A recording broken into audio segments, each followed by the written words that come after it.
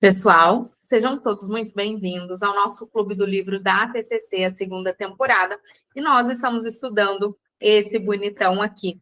Hoje nós iremos estudar juntos o capítulo 6, que é o capítulo Sinto Culpa por Meus Sentimentos.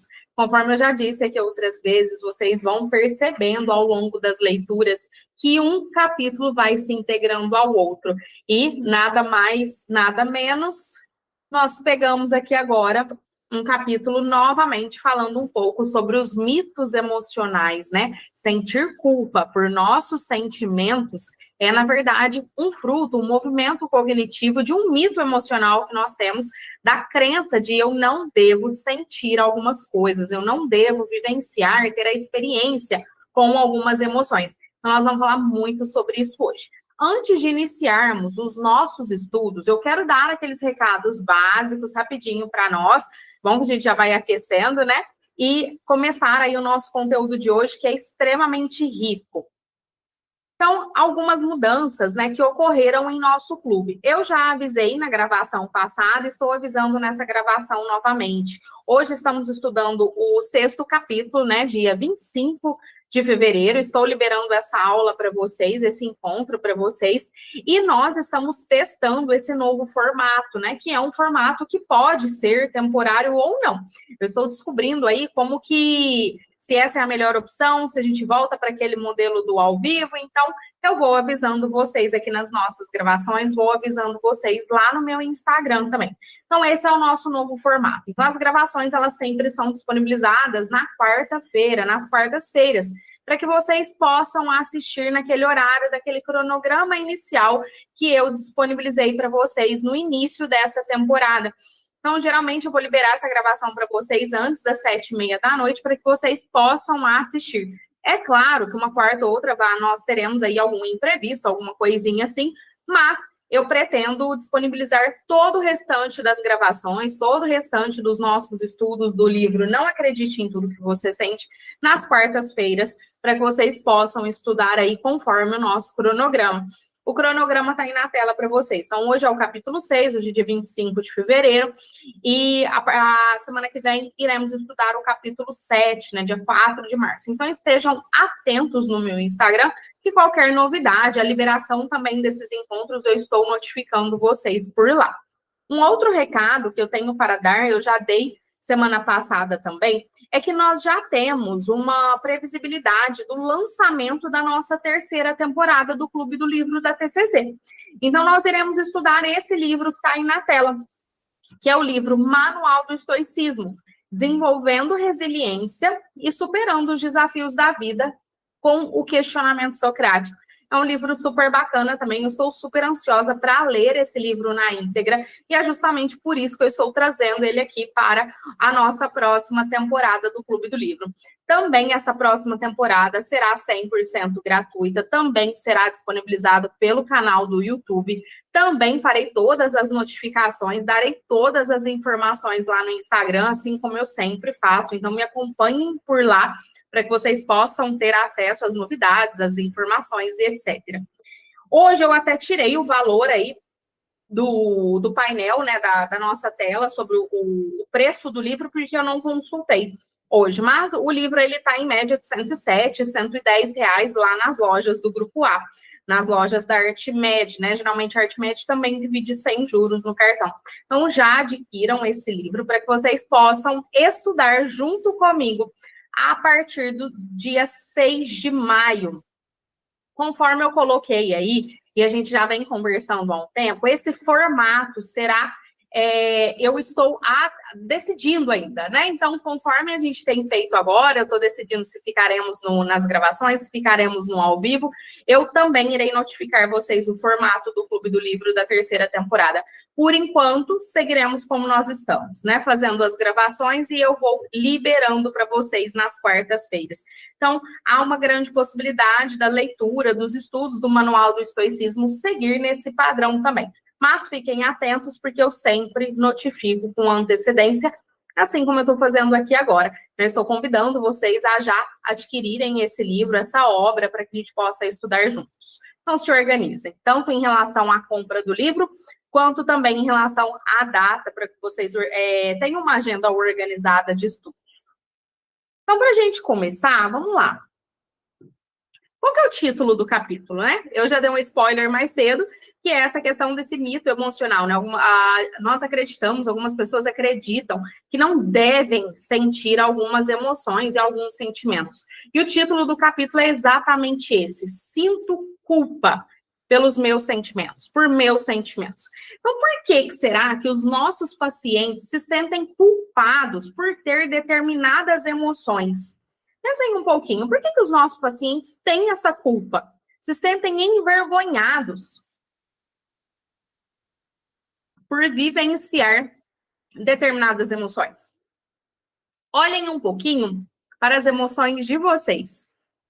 Quais emoções você se sente culpado ou se sente envergonhado em vivenciá-las? Então, culpa, vergonha e o julgamento das próprias emoções. É sobre isso que esse capítulo vai trazer para nós. Como, por exemplo, a raiva e a inveja. Então, para quem leu o capítulo, percebeu que esse capítulo em específico traz muito essa questão da raiva e da inveja, que são duas emoções muito comuns que geram esse sentimento secundário na vida do paciente, né? Então, tem vergonha, tem a culpa, tem um julgamento de vivenciar essas duas emoções, tanto a raiva quanto a inveja. Então, o paciente, ele não sofre apenas pela emoção primária, conforme a gente já disse aqui em outros momentos também, né? Ele sofre por sentir que não deveria senti-la. Então, ele tem uma emoção, um sofrimento secundário àquela emoção primária. Então, ao invés dele sentir apenas a raiva ou apenas a inveja, o modelo cognitivo dele desenvolve ali essas emoções secundárias, né? Então, é o sofrimento pelo sofrimento. A ansiedade por estar sentindo ansiedade. A culpa por estar sentindo inveja. Nós vamos falar muito disso aqui hoje. Então, para iniciar, eu trouxe um trecho do comecinho do capítulo para nós irmos introduzindo aí a temática. Embora todos nós tenhamos muitas emoções difíceis, podemos achar que não deveríamos sentir o que sentimos. Então, já é uma interpretação equivocada das emoções, né? Se a emoção existe, mesmo que ela seja difícil, significa, então, que eu deveria senti-la, né? Um pouco incoerente essa visão. Podemos nos sentir culpados por nossas fantasias sexuais, envergonhados por sentimentos de inveja de alguém que está saindo melhor do que nós, culpados por nossa raiva em relação a nossos pais e amigos, ou envergonhados por estarmos tristes. Então, percebam, a emoção secundária, ela vem após ali a interpretação equivocada da primeira emoção, da emoção primária. Achando que não temos o direito a estar deprimidos, ou achando que não temos o direito de sentir algumas emoções. Esses sentimentos de vergonha e culpa acrescentam um fardo muito pesado às emoções que já temos. Foi o que eu disse, né? Então, é um sofrimento do sofrimento. Eu já estou sofrendo, mas eu tenho um sofrimento secundário ali por estar vivenciando determinada emoção. Daí, vem a pergunta inicial do nosso capítulo, né? Que é o porquê que você se sente culpado por ter inveja? Nós precisamos trabalhar isso com o paciente, entendermos, né, por que o meu paciente, aquele paciente em específico, se sente culpado por estar com raiva. Então, essas respostas, elas não são respostas prontas. Nós iremos analisar isso, conceitualizar isso, entender esse significado dessa emoção para cada um dos nossos pacientes. Não tem uma resposta pronta. Eu coloquei aqui no slide, né, uma observação, que é cuidado com relativismo imoral. Prestem atenção, ao longo do nosso encontro eu falarei um pouco mais sobre isso. Mas aqui eu estou convidando vocês a fazer essa análise funcional da emoção do paciente, para que vocês primeiro compreendam o movimento dessa emoção, para depois tomar uma decisão de qual intervenção é a melhor opção ali para o caso de cada um dos pacientes e para cada situação que ele traga também para o nosso consultório. Então, a gente faz essa análise mais funcional da emoção do paciente para compreender se cabe reestruturação cognitiva sobre o pensamento que está gerando determinada emoção. Por quê? A gente tem falado muito aqui nas nossas 2 temporadas que é importante que o paciente nomeie as suas emoções, que ele saiba vivenciá-las, que ele saiba tolerá-las, que ele saiba aceitá-las, e é exatamente isso, o capítulo vai reforçar isso para nós. Mas é importante também que nós, terapeutas, não caiamos com muita facilidade num relativismo. Por quê? Pensem, vem cá, pensem aqui comigo. Imagina um paciente nosso que sente inveja com muita frequência. Então, ele tem essa emoção, esse sentimento com muita frequência, com várias pessoas na sua vida. Se nós trabalharmos apenas na aceitação e na tolerância, pode ser que no modelo cognitivo desse paciente nós estejamos esquecendo de trabalhar a fundamentação dessa inveja. E aí nós temos um problema, porque nós estaremos criando, né, entre aspas aqui, nós estaremos criando um paciente rancoroso, um paciente que nunca está satisfeito com nada, porque ele está mais ocupado tendo pensamentos sobre a vida das outras pessoas, invejando essas outras pessoas, do que preocupado consigo mesmo. Então, daí vem esse cuidado, né? Essa observação que eu coloquei aqui no slide. A gente segue, sim, tudo que o capítulo está nos instruindo, tudo aquilo que o capítulo está nos ensinando. Porém, enquanto psicólogos, enquanto terapeutas, nós precisamos ter essa responsabilidade, entender o modelo do paciente, entender as consequências das emoções na vida do meu paciente, entender o seu modelo cognitivo que alimenta, que gera, que fortalece, que influencia as suas emoções, porque provavelmente também tem ali elementos cognitivos que precisam das intervenções de reestruturação. Eu acredito que tenha ficado claro para vocês. Então, para a gente introduzir, além lá do trecho inicial, vamos lá. Existem alguns exemplos comuns, até que o livro traz para nós, dessa emoção secundária, dessa culpa, dessa vergonha pela emoção. Como, por exemplo, a culpa por sentir raiva dos pais, a vergonha por sentir inveja, a culpa por sentir alívio após uma perda, a vergonha por sentir medo, culpa por não amar como deveria. Então, aqui vai surgir uma emoção secundária moralizante. E aí, de novo, eu convido vocês, entendam o funcionamento como um todo do paciente para que vocês possam intervir de forma efetiva, para que vocês possam intervir e ajudar verdadeiramente o paciente de vocês, naquele lugar que é necessário dentro do modelo cognitivo. Então, Lau, não, peraí, eu estou com um conjunto de emoções aqui que eu acho muito importante trabalhar nas intervenções que o livro cita. Perfeito. Use o seu raciocínio clínico para tomar essa decisão. Ah, Lau, não, eu tô com um paciente aqui que eu tô achando que eu não vou trabalhar muito na emoção, não. Eu vou trabalhar aqui, diante da minha visão clínica desse caso, na reestruturação cognitiva. Eu acredito que ao reestruturar cognitivamente esse paciente, eu tenho ali uma regulação emocional mais profunda, eu tenho uma regulação emocional mais organizada, às vezes um pouco mais fortalecida pelo processo terapêutico. Essa decisão é do terapeuta. Então, você analisa o caso diante da formulação de caso, diante dos objetivos, dos valores pessoais do paciente e toma essa decisão de intervenção. Então, nós temos ali, o paciente, ele sente a emoção primária, ele vem com o julgamento, que é com a visão que ele tem de estar sentindo aquela emoção, ou até mesmo com a visão que ele tem de determinadas emoções, e aí ele vai se sentir, né, com um conjunto de emoções secundárias, a culpa, a vergonha, e claro, o seu sofrimento ele é ampliado, né? Até um pouco óbvio isso, né? Se eu sofro pelo sofrimento, eu sofro 2 vezes. Então, a culpa e a vergonha, elas não são respostas à situação externa. Ela é, na verdade, a avaliação moral que o meu paciente faz da própria emoção. Daí a importância de saber fazer essa análise funcional desse modelo cognitivo e emocional do paciente, desse esquema emocional que o nosso paciente tem. E aí, o livro, novamente, igual eu falei bem lá no comecinho, na nossa introdução, traz para nós, novamente, a questão dos mitos, das crenças sobre as emoções. E aí, aqui nesse capítulo, o livro vai trazer para nós os mitos familiares sobre as emoções, ou seja, aquilo que a gente foi ganhando ao longo da nossa vida, né? Que a gente foi adquirindo ao longo da nossa vida através das pessoas que a gente ama, através dos nossos familiares. Então, tem lá aquela frase clichê, né, de pai, de mãe, que é: você não deveria se sentir assim, como tantas outras frases. Até no livro, o autor cita algumas frases muito comuns que as pessoas ouvem dentro de suas famílias.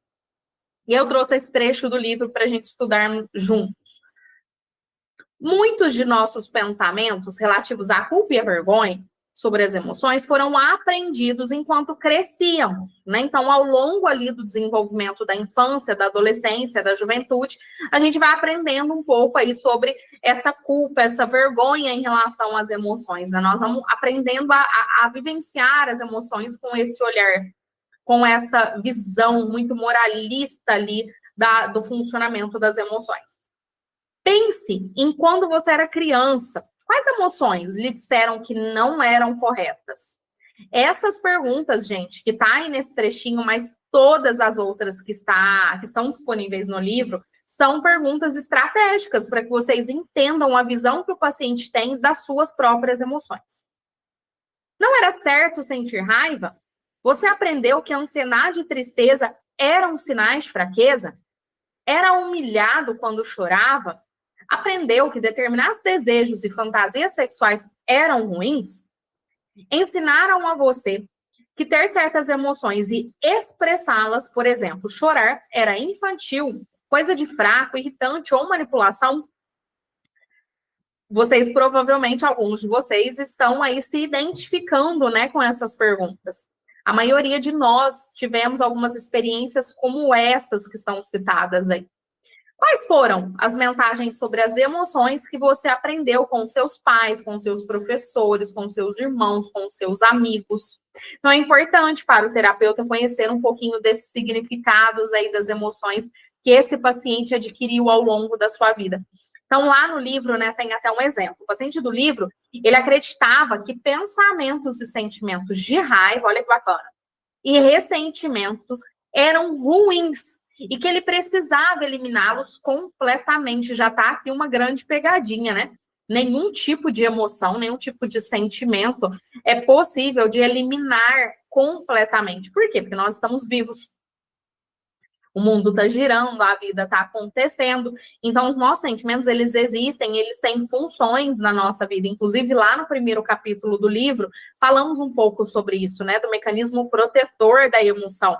Então, naturalmente, eu irei sentir raiva em algum momento da minha vida, eu irei ter pensamentos que irão gerar raiva em mim, eu terei ressentimento, eu terei inveja, eu terei mágoa, eu terei felicidade, e assim, de sempre para sempre. Então, não é possível eliminar uma emoção completamente, um sentimento completamente. E aí o paciente do livro, né, que é esse exemplo, ele traz, né, ali pro autor, né? Tenho medo de minha raiva. Eu não deveria me sentir assim. É uma raiva impura. Gente, não existem emoções impuras. Existem emoções confortáveis e desconfortáveis, agradáveis e desagradáveis. Mas não existe uma emoção impura. E aí aqui nós vamos precisar trabalhar com esse paciente. Trabalhar nessa regulação emocional, utilizando as estratégias que o livro traz.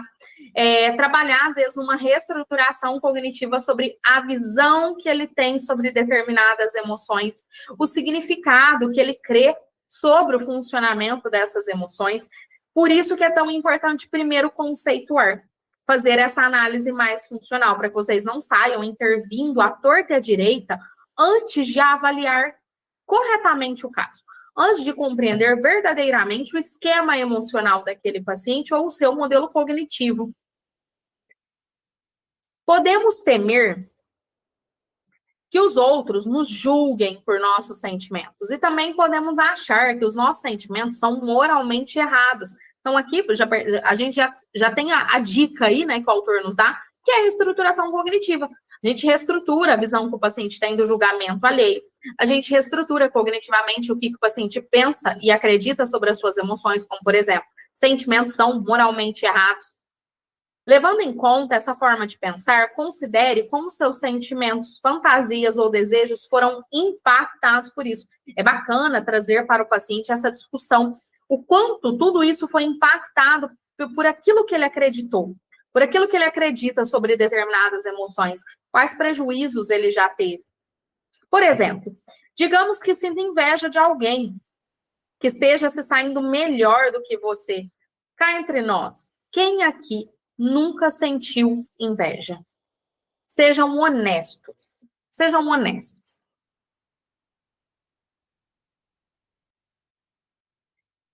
Hoje eu tô aqui com o meu energético, né? Hoje não rolou um cafezinho. Hoje tomei café demais. Quem aqui nunca sentiu inveja? Quem aqui nunca sentiu uma raiva muito, muito intensa? Com certeza absoluta, todos nós. Deixa eu ver ali. Então, talvez ache que a vantagem dessa pessoa é injusta. Sua inveja envolve outras emoções, como a ansiedade, a tristeza e a raiva. Ok, então você tem todas essas emoções difíceis. Mas depois tem muitos outros pensamentos sobre a inveja. Então, olha lá, ele teve um fluxo de pensamento sobre aquele amigo que está se dando melhor do que ele. Esse fluxo de pensamentos fez com que ele experienciasse uma emoção, a inveja. E aí, sentindo a inveja, agora ele tem um fluxo de pensamentos sobre essa inveja.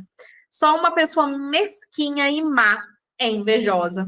Não necessariamente. Então, a gente vai ter que reestruturar essa visão do paciente. Se as pessoas soubessem que eu sou invejoso, pensariam mal de mim. Não necessariamente. Vamos reestruturar essa visão do paciente. Então, agora se sente culpado e envergonhado por sua inveja. E isso deixa ainda mais ansioso e ainda mais deprimido. Então, olha o ciclo, né, que fica se retroalimentando aí desse sofrimento primário, secundário, primário, secundário, primário, secundário. Então, a emoção primária, ela é humana. Ela é natural. A gente já conversou isso aqui várias vezes. E aí vem o julgamento moral e cria esse sofrimento secundário. Então, o problema não está no sentir, não está em vivenciar aquela emoção, mas é nessa crença de que sentir coisas é errado, faz mal. Sentir coisas diz respeito, diz a quem eu sou, diz sobre a minha identidade, diz sobre o meu caráter. E não, gente, emoções são humanas. São humanas. Então, o paciente ele não sabe lidar com essa emoção. Então, o grande problema está nessas crenças que estão distorcidas e no paciente não saber lidar com essa emoção. Aqui eu repito, não é relativizar. Então, meu paciente ele pode ter inveja de todo mundo. Não, não é isso. Porque conforme a gente vai trabalhando nesse modelo de reestruturação, esse paciente também vai aprendendo a lidar com aqueles pensamentos que estão causando esse sentimento nele. Nós vamos trabalhar aqui já, vocês vão perceber, vão entender exatamente o que eu quero dizer com isso. Eu trouxe aqui, que é o modelo do livro, né, que é o modelo Pensamentos e Sentimentos sobre a Inveja. O capítulo traz muito esse sentimento, justamente porque a inveja é um sentimento que algumas pessoas têm muita vergonha de sentir, não têm coragem de contar para os outros, às vezes até mesmo para o terapeuta. É uma emoção, é um sentimento que na maioria das vezes é vista de forma negativa, é vista, né, como uma má intenção, uma falha de caráter, e aí o livro traz essa naturalização, essa normalização para nós. Ele desenha o ciclo aí desses pensamentos e dos sentimentos sobre a inveja, que é esse quadro que está aí na tela para vocês. Então, olha lá, inveja, né? Então, aí o paciente sente culpa, só pessoas más são invejosas, ele sente a inveja, aí ele se sente culpado porque ele tem esse pensamento sobre a inveja, né? Se eu tenho inveja, significa, então, que eu sou mal, que eu sou uma pessoa ruim. E é igual a gente disse aqui, emoções não têm a ver com o caráter da pessoa. E aí ele tem esse movimento, né? Então ele sente culpa, tem essa visão negativa sobre si, e aí vem a autocrítica, sou uma pessoa muito mesquinha, sou uma pessoa ruim, sou uma pessoa má. E aí vem a vergonha, né? Não quero que outras pessoas saibam que eu sou invejoso, afinal, se eu sou invejoso, eu sou ruim. E aí eu não quero que as pessoas saibam disso. Então, possíveis intervenções iniciais, quando a gente olha para esse quadro que está aí na tela. Identificação, né? Identificar a origem dessa visão do paciente, de onde veio essa crença. É importante que o paciente tenha esse autoconhecimento, que ele entenda como que ele fundamentou essa crença, né? De onde isso veio? Por que ele acredita que sentir uma emoção meramente humana faz com que ele seja alguém ruim? né? Então, identificar a origem da crença. Por quê? Porque é na origem da crença que nós vamos entender ali a disfuncionalidade disso. Então, quais são as distorções cognitivas que estão comprometendo essa visão dessa emoção, para que eu possa ter recursos para reestruturar. Diferenciar, né, outra intervenção inicial, a diferenciação do contexto do passado com o contexto do presente. Então, desfundir isso, né, desassociar esses elementos do passado com o presente do paciente. E entender a função adaptativa original, né? Então, qual é a função ali de ter essa visão emocional, de acreditar nessa visão? Também, né? Percebe que a gente está modelando aqui, tentando entender todo o funcionamento dessa visão do paciente para que tenhamos recursos de intervenção. Então, por que, né, que o paciente, por que você não deveria ter esses sentimentos? É um dos subtítulos do nosso capítulo. Com frequência, achamos que existem emoções boas e ruins. A gente já falou sobre isso aqui. Não existe uma emoção boa, não existe uma emoção ruim. Existe uma emoção agradável e uma emoção desagradável. Uma emoção desconfortável ou uma emoção confortável, né? Então, nós terapeutas não gostamos muito desse termo, emoção boa, emoção ruim. Até porque toda emoção é boa, afinal, ela é naturalmente humana. É boa no sentido de proteção, de função. Ela tem uma função. Lembra, lá no nosso capítulo, no capítulo 1, a gente falou muito bem sobre isso. Por exemplo, algumas pessoas acham que felicidade é uma emoção boa. Na verdade, é uma emoção agradável, né? Confortável, muito bom de sentir. É gostoso. E que ciúme é ruim. É como se uma emoção fosse uma falha moral, né? E, igual a gente comentou aqui. As emoções, né, nenhum tipo de emoção significa conexão com a identidade, com a personalidade da pessoa. Não é uma falha moral. Eu sou ciumento. Esta é uma emoção ruim, portanto, eu sou uma pessoa ruim. Então, se eu tenho emoções ruins, eu sou uma pessoa ruim. Então, quer dizer que todo mundo que está vivo nesse planeta, nesse mundo, são pessoas ruins. Porque todas as pessoas têm sentimentos, têm emoções que são desagradáveis.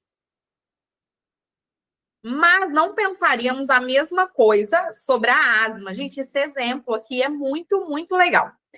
Não pensamos a mesma coisa sobre uma pessoa que tem asma, ou sobre a asma em si. Eu tenho asma. Asma é uma coisa ruim, portanto, eu sou ruim. Ninguém pensa dessa forma.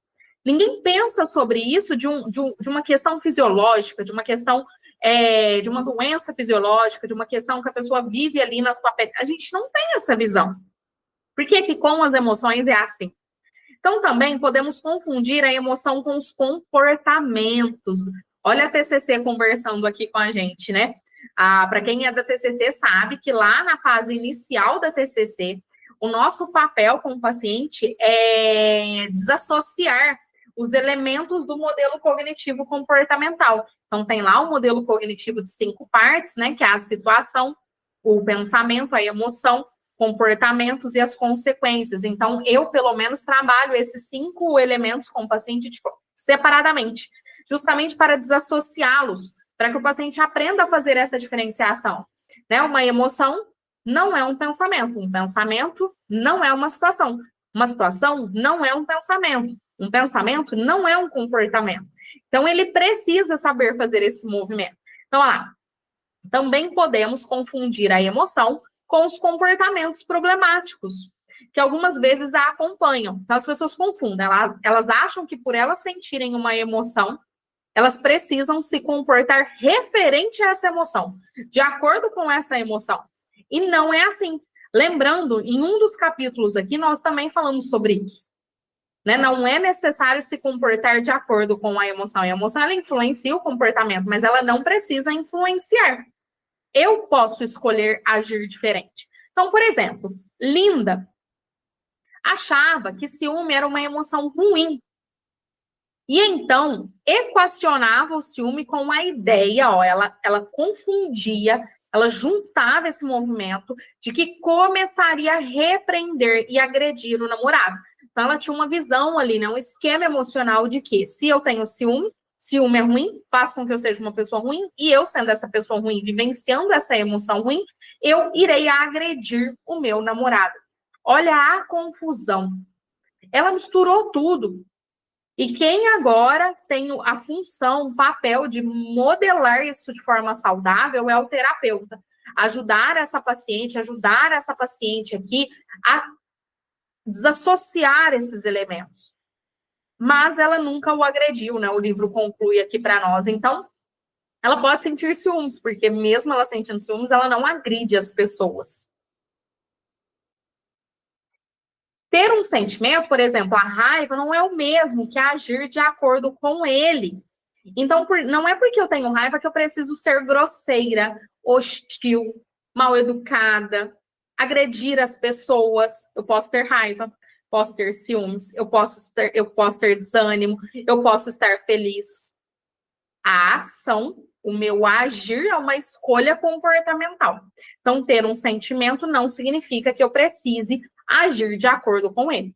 Costumamos responsabilizar as pessoas por suas ações. Por exemplo, o comportamento grosseiro, o comportamento hostil. Mas a gente não responsabiliza essa pessoa pela emoção que ela estava sentindo. A gente não responsabiliza as pessoas pelas emoções internas. Até porque, na maioria das vezes, a gente nem sabe o que essas outras pessoas estão sentindo. O que a gente vê é a ação, é o comportamento. A consequência é a comportamental. Então, nós precisamos ensinar isso para o paciente. Ele precisa desassociar esses elementos, né? Então, na verdade, fazer uma escolha, de fato, fazer uma escolha moral, envolveria reconhecer que você tem o desejo de realizar a ação. Mas você escolhe não fazer isso. Por quê? Porque nós somos pessoas adultas, nós compreendemos as coisas, nós não precisamos agir de acordo com as emoções, né? O adulto não precisa agir de acordo com as emoções. Eu falo muito disso. Quem age de acordo com as emoções são as crianças, porque elas não sabem lidar realmente com as suas emoções. Mas o adulto, ele precisa escolher os seus comportamentos de acordo com os seus objetivos, os seus valores, a sua visão de mundo, com o contexto que ele está inserido. Né? Então, nós precisamos escolher os nossos comportamentos, independente da emoção. Quem ensina isso para o paciente? O psicólogo, o terapeuta. Por exemplo, você pode reconhecer que tem um desejo de atacar alguém verbalmente. Então, olha, eu tenho vontade, eu tenho desejo, eu tenho uma emoção, eu tenho uma ideia de que eu vou socar a cara daquela pessoa. Mas isso não é um comportamento. É um conjunto emocional entre pensamentos, cognições e emoções. Mas eu escolho não realizar essa ação, porque essa ação vai me trazer consequências negativas, consequências que eu não quero lidar. Então, eu posso sentir tudo isso, mas eu não posso fazer. E olha que legal, né? Aqui o livro cita para nós, né? Nesse modelo que no trecho está descrito, o paciente resiste ao impulso. Olha que bacana. É isso mesmo, é resistir ao impulso emocional. Eu não preciso agir de acordo com as minhas emoções. É um treinamento de autocontrole, essa resistência ao impulso, resistência ao desejo, resistência à vontade. E aí eu coloquei uma observação. Cuidado ao alimentar o seu sentimento ou ensinar o seu paciente a alimentar o sentimento com um comportamento desadaptativo. Foi por isso que mais cedo eu falei da importância de não relativizarmos as emoções. Sabe? Não deixar passar, não trabalhar tudo com aceitação.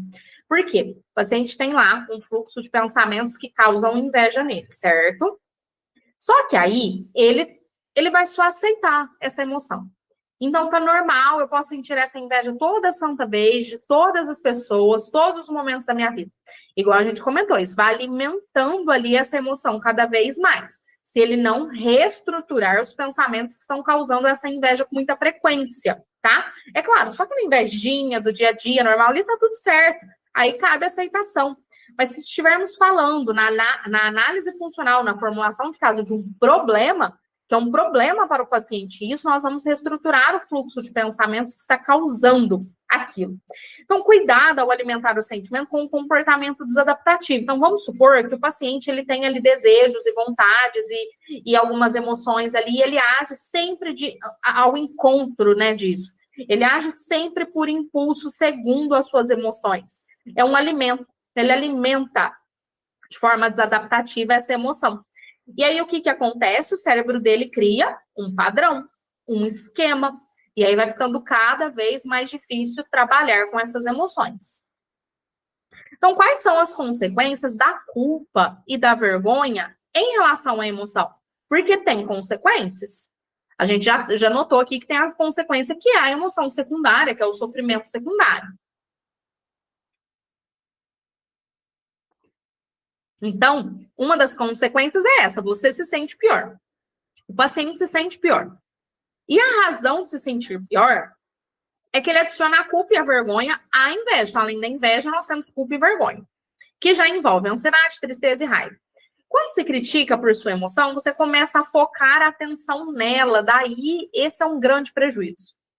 Então, quando eu entro nesse ciclo que se retroalimenta, culpa, vergonha, raiva, culpa, vergonha, inveja, e isso vai se retroalimentando.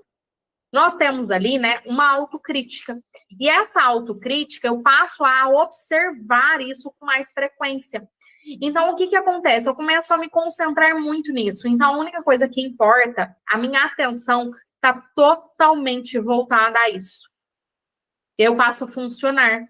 O meu modelo cognitivo passa a funcionar baseado nessa emoção. Olha o baita prejuízo que nós temos. Estou com inveja de novo. E então persiste ou rumina sobre a emoção. O que há de errado comigo para me sentir assim? Eu não aguento mais sentir inveja. Eu não aguento mais me comparar com as pessoas.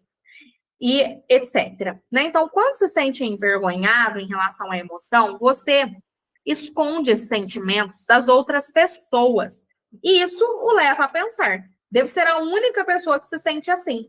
Então, quando você tem essa emoção, você não tem coragem de compartilhar com o seu terapeuta, não tem coragem de compartilhar com o amigo, não tem coragem de compartilhar com o companheiro, com o marido em casa. Por quê? Porque tem já uma outra distorção cognitiva ali, que é, eu devo ser a única pessoa que se sente assim. É claro que eu vou acreditar nisso, eu não compartilho isso com ninguém. E aí eu não dou oportunidade para outra pessoa compartilhar comigo também as emoções dela. E aí é como se aquela emoção ela fosse única. Ela fosse só minha. E aí eu vou me sentir mal diante disso, né? Eu sou a única pessoa que se sente assim. Isso se soma ao senso de humilhação, vergonha e culpa, e você começa a se questionar ainda mais. Por que eu tenho esses sentimentos? Porque você é um ser humano vivo. E você saberia que as outras pessoas também se sentem dessa forma se você conversasse sobre as emoções com elas. Lau, então, como que eu posso trabalhar isso com o paciente? Estimulando essa naturalização das emoções. Estimulando ele a falar com você, principalmente, sobre as emoções dele, porque na terapia também normaliza, na terapia também se ajeita. Então, à medida que você abriga sentimentos de inveja e rumina sobre eles, fica mais deprimido e com mais dúvidas sobre o seu direito a ter sentimentos, a ter tais sentimentos. Então, olha a bagunça que o modelo cognitivo vai virando dentro da mentalidade desse paciente. Tudo isso aqui vocês darão conta de identificar esse modelo, esse ciclo que se retroalimenta, que a gente citou aqui, com conceitualização, com essa análise funcional que eu citei aqui.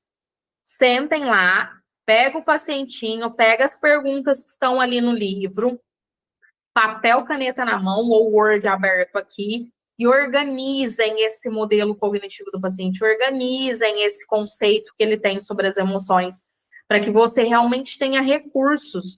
E aí, com esses recursos, com essa compreensão, às vezes agora você terá maior aptidão para escolher a intervenção adequada. Lau, eu acho que eu quero trabalhar a regulação emocional assim assado. Não, eu acho que aqui eu vou trabalhar nesse fluxo de pensamentos aqui, nesse fluxo cognitivo. Não, Lau, eu tô achando que eu preciso realmente reestruturar a visão, esses mitos emocionais que o meu paciente tem. Ótimo. Então, você tomará essa decisão diante o modelo cognitivo, diante a conceitualização. Mais consequências, né? Quais são as consequências da culpa, da vergonha em relação a essa emoção? O capítulo, ele mostra alguns efeitos clínicos claros para nós, né? A supressão emocional. Então, se eu tenho culpa, vergonha de algumas emoções, é claro que eu vou suprimir. Supressão emocional, o aumento da ruminação, é porque tudo aquilo que me causa culpa, vergonha, eu rumino. Olhem aí para vocês. Intensificação da emoção primária, né? Então, aumenta o sofrimento daquela primeira emoção. Isolamento interpessoal, afinal, eu sou uma pessoa ruim, né? Se eu sou uma pessoa ruim, eu não posso conviver com as outras pessoas, ainda mais vivenciando essas emoções. O autoataque, a autocrítica, né? Esse autoflagelo, né? O bater em si mesmo, no sentido cognitivo da coisa. Manutenção desse esquema emocional. Lá, eu não sei o que é esquema emocional. Tem um encontro só sobre isso na primeira temporada, tá? Inteirinho, uma aula inteira sobre isso. Culpa e vergonha não regulam a emoção. Pelo contrário, retroalimenta, aumenta o sofrimento. Não promove crescimento. Quem aqui já cresceu se sentindo envergonhado, culpado? E aumentam o sofrimento, né? Então, olha a quantidade de consequência que o meu paciente enfrenta ao não compreender verdadeiramente o significado das suas emoções, ao não saber aceitá-las. Porque por mais, gente, eu falei aqui muito da reestruturação, né, do fluxo dos pensamentos que estão gerando ali determinadas emoções, etc. Só que só é possível trabalhar nisso de forma organizada se o paciente ele aceita que ele vai vivenciar essas emoções para o resto da vida dele. A gente espera, claro, que com o tratamento, com as reestruturações, com as técnicas, esse paciente vivencie com menos frequência. Por exemplo, a inveja. Existem ali reestruturações super possíveis para que as pessoas tenham menos inveja. É claro que sim. Ninguém está falando o contrário disso aqui. Mas ainda assim, eu vou sentir inveja em outros momentos, em outras situações. Só que eu sei lidar com isso. Eu não vejo isso como a pior catástrofe do mundo, como se eu fosse o pior ser humano do mundo. Esse é o objetivo terapêutico. Você pode sentir vergonha ou culpa por uma ampla gama de sentimentos, fantasias e desejos. Algumas pessoas sentem vergonha de suas fantasias sexuais. Olha que legal esse trecho. Esse trecho dá para levar verbalmente, se vocês larguem de preguiça. Estudem isso aqui. Levem essas psicoeducações aos pacientes. Tá? Não fica levando trechinho de livro, não. Eu faço isso aqui, para vocês aprenderem. Para o paciente, sejam autoridade, né, na área de vocês. Aprendam para ensinar. Então, você pode sentir vergonha. Imagina você falando isso para o paciente. Você pode sentir vergonha ou culpa por uma ampla gama de sentimentos, fantasias e desejos. Algumas pessoas sentem vergonha de suas fantasias sexuais. Outras sentem culpa por terem desejos de vingança. Quem nunca, né? Muitos dos meus clientes acham que não têm o direito de se sentir de determinada maneira. Gente, se o sentimento existe, então eu tenho o direito de senti-lo. Eu lhes pergunto, as pessoas têm direito de ter asma? Se depressão é uma doença como a asma, você não tem direito de ter uma doença? Aqui nessa pergunta, né, se você fizer essa pergunta de forma direta para o paciente, eu acredito que ele possa trazer distorções cognitivas. Conteúdo de trabalho. Podemos até mesmo perguntar o que significa dizer que uma emoção não é legítima. Por exemplo, não dizemos que asma, hipertensão ou indigestão sejam ilegítimas, né? A gente não fala isso. Não dizemos. Você não tem direito a estar com indigestão. Né? Você não tem o direito de estar tendo hipertensão. Você não tem o direito de ter asma. Isso porque não pensamos nos males físicos como questões morais. Né? Então, quando eu tenho alguma doença física, alguma questão física, isso não é imoral. Isso é uma consequência da vida humana, é uma consequência do estar vivo. Então, por que com as emoções a gente tem uma visão diferente? É a mesma coisa. Eu posso sentir coisas, eu posso ter determinados diagnósticos, isso não tem absolutamente nada a ver com questões morais. Mas como experiências físicas, né? Então, pensamos nos males físicos como questões morais, mas como experiências físicas. Então, para as emoções, precisamos encarar isso como experiência emocional. O seu paciente precisa chegar nessa conclusão, através da psicoeducação, da descoberta guiada, da reestruturação cognitiva. E se pensássemos na emoção como experiência física e com um senso de consciência dessa experiência? Estou com raiva neste momento. E isso não diz sobre mim. Isso não diz sobre o meu caráter. Isso não diz sobre a minha identidade. Essas frases vocês vão ativar com o paciente com descoberta guiada. Não fiquem dando frases prontas aos pacientes. Alcancem essas frases através das perguntas de descoberta guiada. E por que você julga as suas emoções? Por que os pacientes julgam as suas emoções? Talvez, gente, prestem atenção aqui. O paciente julga as emoções porque às vezes ele pensa que se ele não julgar esse sentimento, ele perderá o controle, né? Então, o julgamento é como se fosse uma estratégia, né? Então, eu preciso julgar esse sentimento, porque se eu não julgá-lo, parece que eu não estou dando a atenção que ele merece. E às vezes, se eu não estiver dando essa atenção que ele merece, eu perderei o controle. Perderei o controle. Não sei se faz muito sentido, né? O paciente ter essa visão. Mas não interessa, o nosso papel é ajudá-lo a modificar esse olhar emocional que ele tem. Então, ele precisa entender que não é o julgamento que faz com que ele perca ou não perca o controle dele. A perda de controle é comportamental, ou seja, uma tomada de decisão, uma escolha. E aí, quando fizermos lá aquele movimento de desassociar os elementos, separar os elementos, às vezes o paciente começa a compreender um pouco sobre isso. A teoria do paciente, às vezes, é de que ele tem que se criticar por seus sentimentos, ou então tomará uma atitude moralmente errada. Então, ele acha que ele tem que estar atento num formato crítico, num formato de julgamento, porque se ele não fizer isso, ele tomará uma atitude moralmente errada. De novo, a atitude são comportamentos, são escolhas.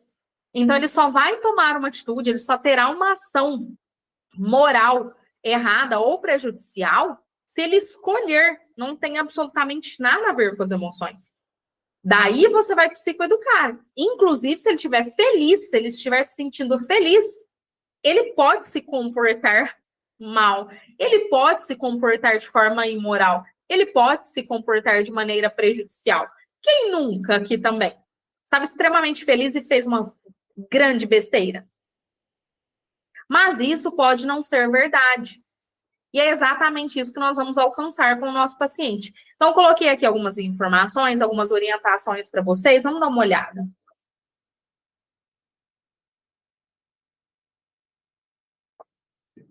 Lembrando, turma, que os nossos slides estão disponíveis aqui no link do vídeo. Na descrição do vídeo, perdão. Na descrição do vídeo, vocês irão encontrar o link de todos os materiais, tá? Dessa segunda temporada. Da primeira temporada eu não organizei para vocês, mas dessa segunda eu organizei, posteriormente também dos próximos, provavelmente seguiremos nesse formato, tá? Então, se vocês quiserem acessar os slides, está aqui na descrição, tem o link aqui de todos os slides de todos os encontros. Você tem inveja de algo? Seu paciente, na verdade, tem inveja de algo? Tem inveja de alguém? Né? Isso vale para vocês também, não só para os pacientes, vale para todos nós. Essa inveja, tanto de algo como de alguém, pode estar relacionada ao desejo de ser ou de ter algo. Ou seja, uma cognição, é um pensamento. Né? Então, penso sobre o outro, eu penso sobre as coisas do outro, eu penso sobre o que o outro é, e isso me faz ter desejo, me faz ter vontade, me faz ter inveja. Nós estamos falando de emoções e pensamentos. Pensamentos e emoções. Será que cabe reestruturação nisso?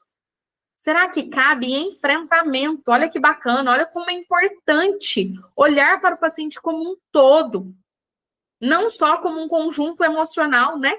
É como um todo, é por isso que a TCC é tão bacana. A gente consegue trabalhar em todos os elementos ali. Porque se esse paciente está sentindo inveja de algo ou de alguém, será que se a gente reestruturar essa visão que ele tem, buscando ali enfrentamento, será que a gente não alcança um olhar mais saudável sobre as conquistas do outro, sobre as conquistas que esse outro tem, as coisas que esse outro tem? Eu vou dar um exemplo, né, igual eu coloquei ali. Usar o alvo da inveja, o alvo ali da inveja, seja o algo ou o alguém, como exemplo e inspiração. Será que a gente consegue fazer isso com reestruturação cognitiva voltada ao enfrentamento para que o paciente utilize esses pensamentos que causam inveja nele para que ele se inspire, para que ele pense, olha que frase aqui, pensamento de enfrentamento. Qual caminho eu posso tomar? Como que eu posso me espelhar nisso? Será que esses pensamentos farão com que a emoção não seja tão desconfortável? E aí aqui eu consigo não sentir a culpa, não sentir vergonha. Porque mesmo quando eu invejo alguém com esse olhar, eu tenho para onde ir. Eu posso sentir orgulho, ânimo, esperança. Então, essa reestruturação é essa busca por a flexibilização da visão de algumas coisas. São os ajustes necessários que todos nós precisamos fazer em relação às nossas emoções. Isso aqui, para mim, é muito legal. Ao invés de ficar julgando a minha emoção, eu posso trabalhar em cima dela. E aí, de novo, conceitualizem para entender qual emoção, como que está o fluxo de pensamentos, quais os mitos emocionais que tem por trás. Qual é a emoção necessariamente que eu quero trabalhar? Se for uma emoção de tolerância, tolera. Se for uma emoção, como por exemplo essa que estamos trabalhando aqui hoje, a inveja, que gera culpa, que gera vergonha, que gera julgamento, né, em relação à tríade ali do paciente. Olha aqui as estratégias que eu trouxe nesse slide. Olha que bacana que dá para trabalhar com o paciente.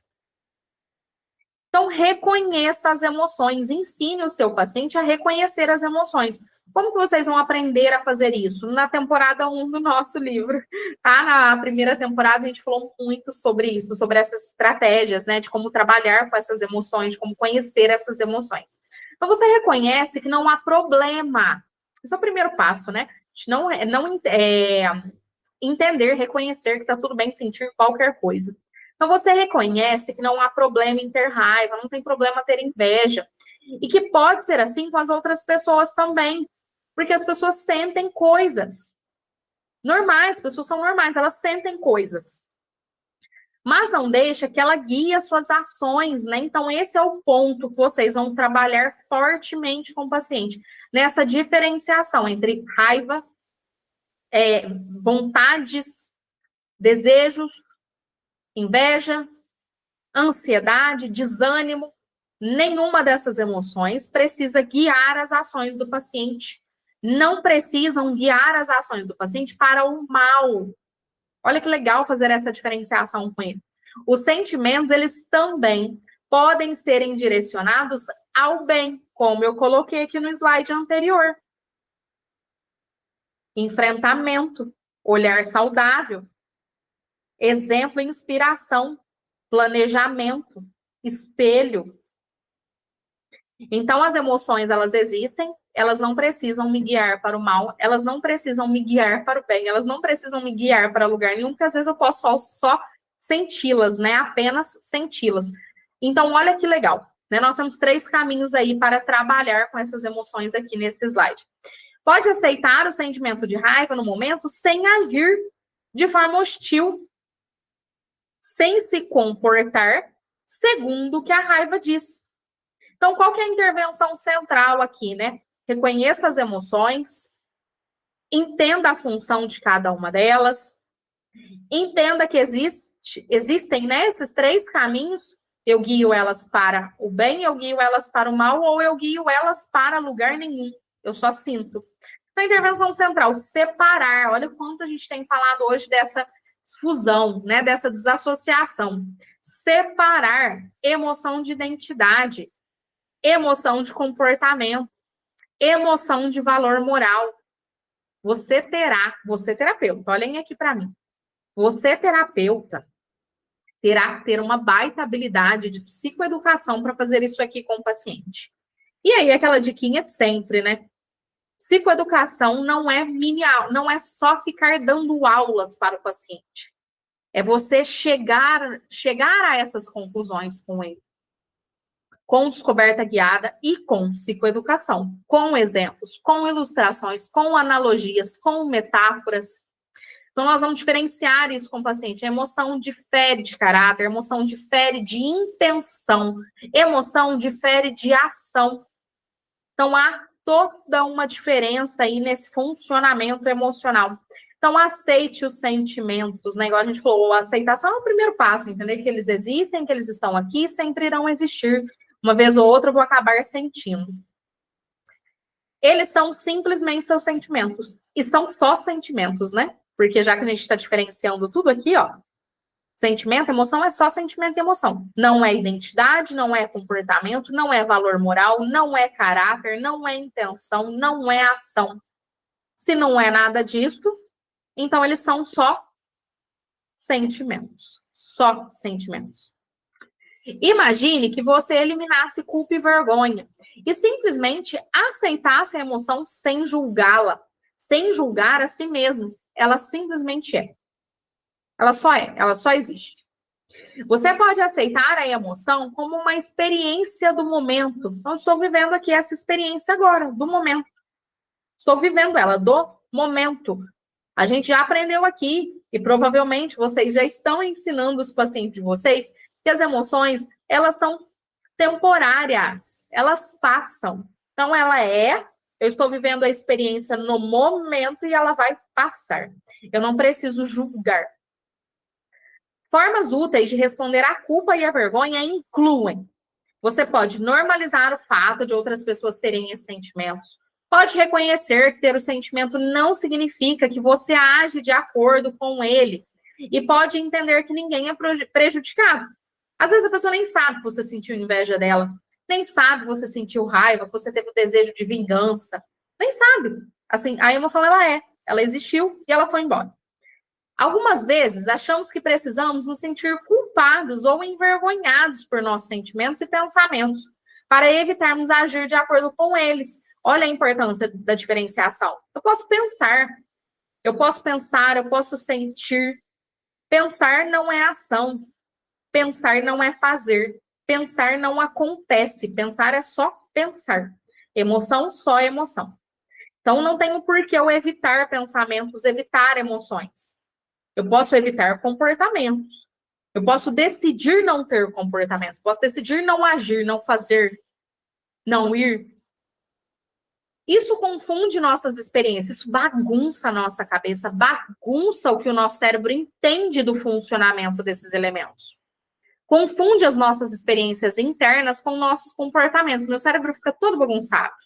A minha mente fica toda bagunçada. Ela acha que quando eu sinto coisa, eu tenho que fazer.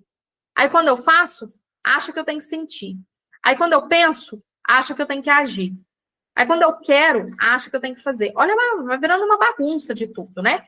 E olha que legal, né? Isso aqui vale muito para nós também. Ah, eu tô cansado, então não vou na academia, não. Ó, cansaço, emoção, sentimento, comportamento, ir à academia. Desassocia. Você pode ir cansado. Ah, não tô com preguiça. Uma preguiça, sentimento. Diferencia da ação.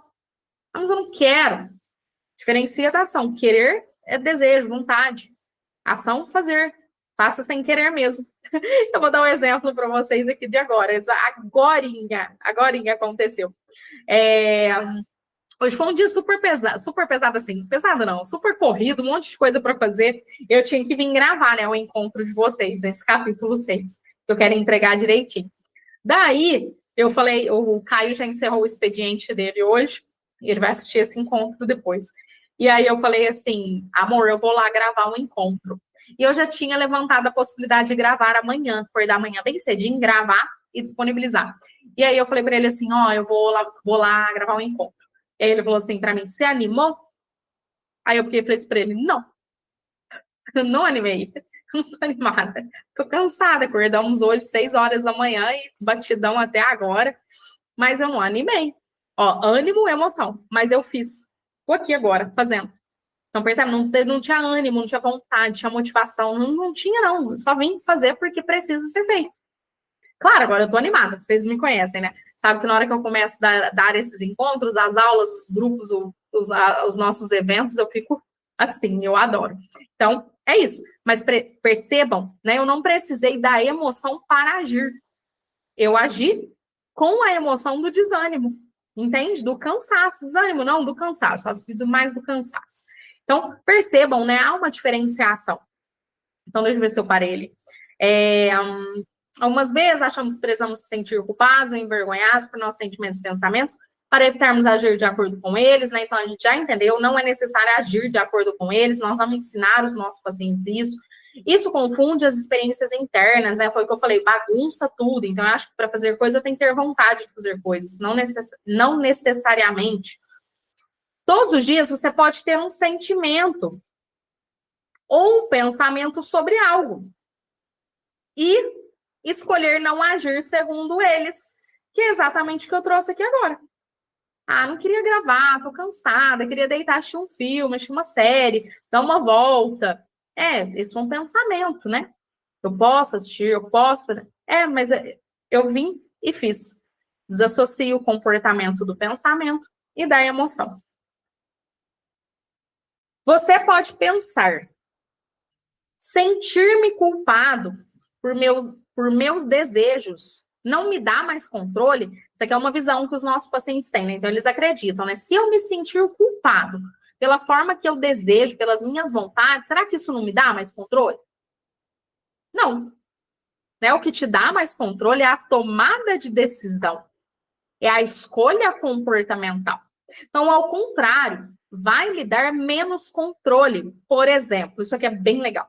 Por exemplo, sentir-se culpado pela fome de bolo vai deixá-lo mais ansioso e deprimido. Quem é que nunca fez dieta? E isso aumenta a probabilidade de você comer em excesso. Afinal, você está mais ansiosa, está mais deprimida. Quando a gente está com essas emoções mais quentes, a gente fica um pouco mais impulsivo. Você come bolo para acalmar a ansiedade e a culpa. Em vez de sentir culpado ou envergonhado por suas emoções, você pode praticar inúmeras técnicas que abordamos nesse capítulo. É legal, gente, leia um capítulo, né? É legal porque lá tem um exemplo do bolo, né? Então, você pode ir no restaurante, ver o bolo, ver o cardápio, ver que tem um bolo super gostoso. Mas sentir vontade, salivar, né? Vivenciar essa experiência emocional, física, inclusive, né? Em relação à emoção, à vontade, ao desejo, ao paladar. E ainda assim escolher não comer.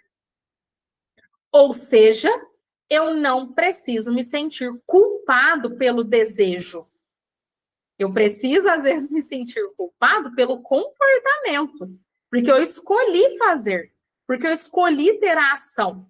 Então, nosso objetivo é ter o controle, o autocontrole, para que eu possa controlar os meus impulsos, para que eu possa controlar os meus comportamentos, mesmo quando eu estou vivenciando uma emoção. Então, note a emoção, né? Eu citei aqui as estratégias, né, que o capítulo cita para nós. Note a emoção, né? Perceba. Tem que perceber. Vocês têm que observar, tem que perceber. Primeiro é o automonitoramento, tem que identificar.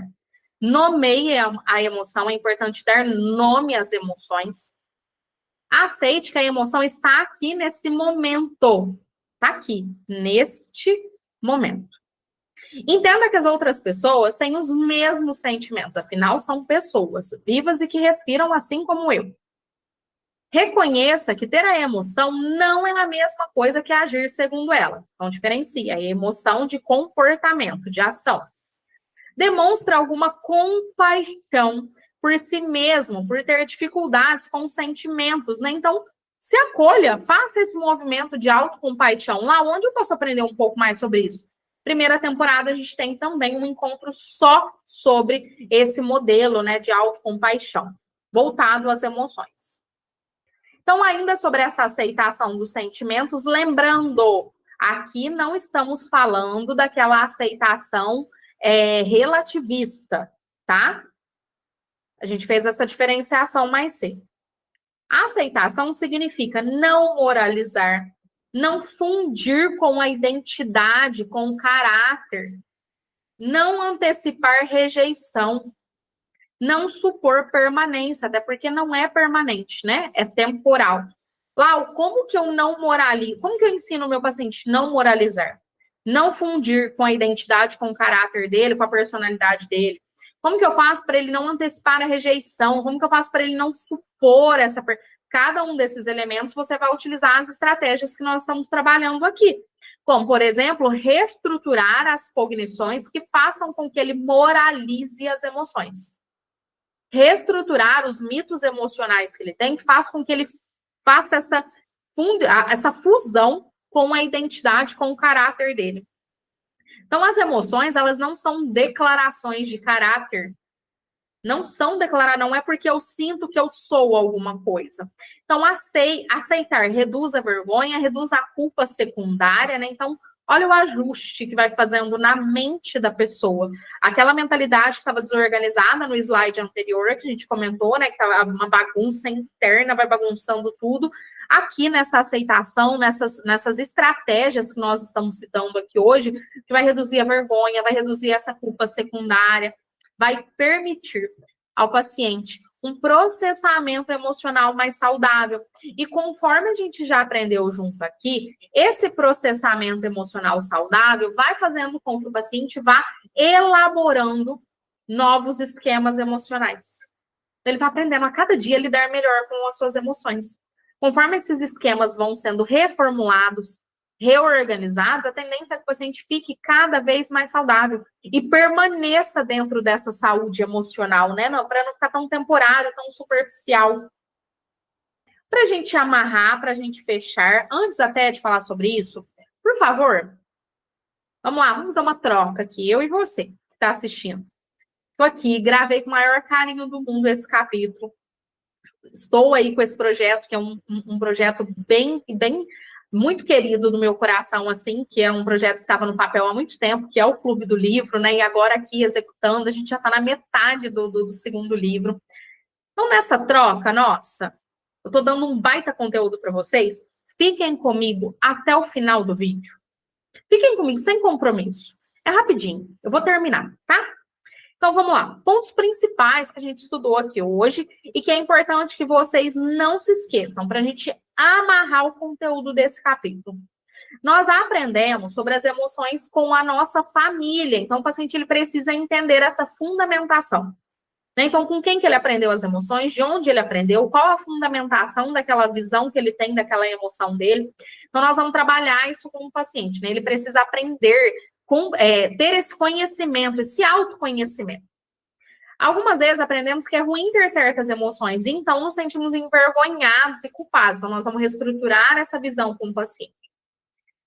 Sentimentos não são o mesmo que escolhas. Então, a diferenciação, né, de emoção e ação.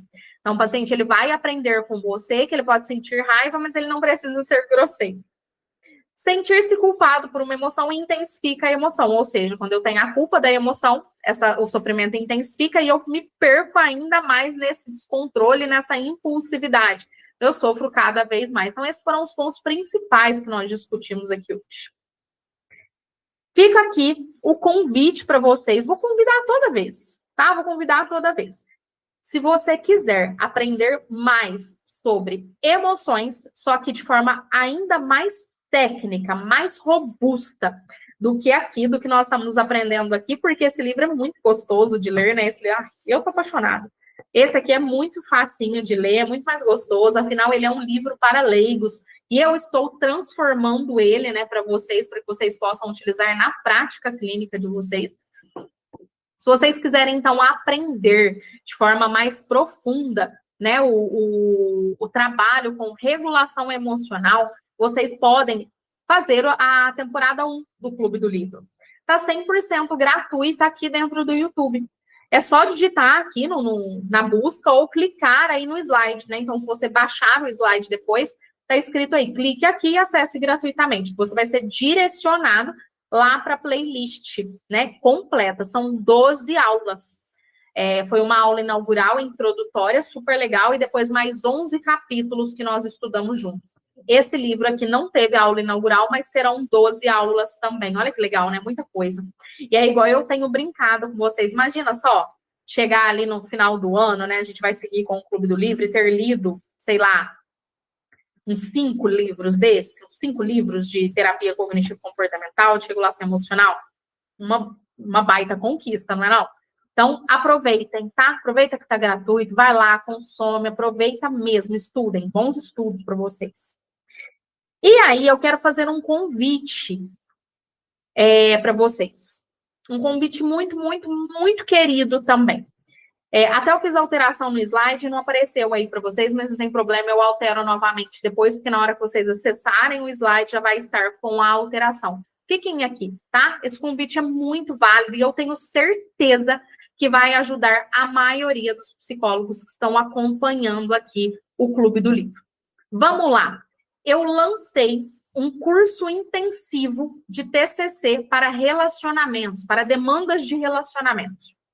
De primeiro momento, faríamos um workshop prático, é por isso que está escrito aí, eu corrigi, não sei porque não ficou salvo. De primeiro momento, faríamos um workshop prático, mas eu tomei a decisão de melhorar esse evento. Até porque, conforme vocês estão vendo na tela, são 5 módulos. E são 5 módulos extremamente densos de conteúdo. Cada módulo vai ter em torno de 1h30, se tudo correr bem. Do contrário, vocês sabem que eu sigo falando até concluir o conteúdo, né?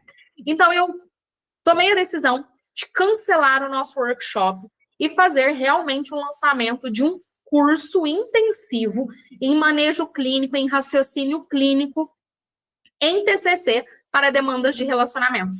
As inscrições, elas já estão abertas. E o conteúdo programático é esse que você está aí vendo na tela. Serão 5 módulos que serão distribuídos em 5 sábados. Começando desse sábado agora, dia 28. Então, faremos agora, dia 28, já o primeiro módulo. Não será ao vivo, né? Os inscritos irão receber lá na plataforma a gravação. Então, sábado já vai estar disponível para quem já se inscreveu, para quem vai se inscrever ainda.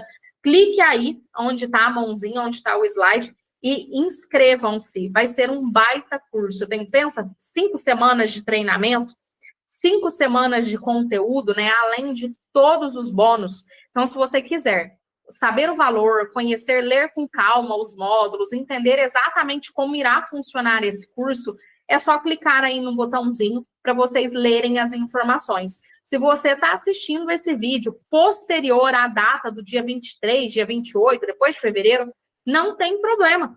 Basta clicar aí também e se inscrever. Como será um conteúdo 100% gravado, você terá a oportunidade de fazer esse curso junto comigo. Eu tenho certeza que esse curso vai ajudar muitos psicólogos. A demanda de relacionamentos amorosos é uma demanda que aparece com muita frequência no nosso consultório e que não tem material muito prático para a gente trabalhar, não tem protocolos clínicos muito bem desenvolvidos. Afinal, né, demandas de relacionamento amorosos envolve várias questões. Brigas, ciúmes, infidelidades, inseguranças e etc. Então, é sobre isso que nós iremos trabalhar no nosso evento.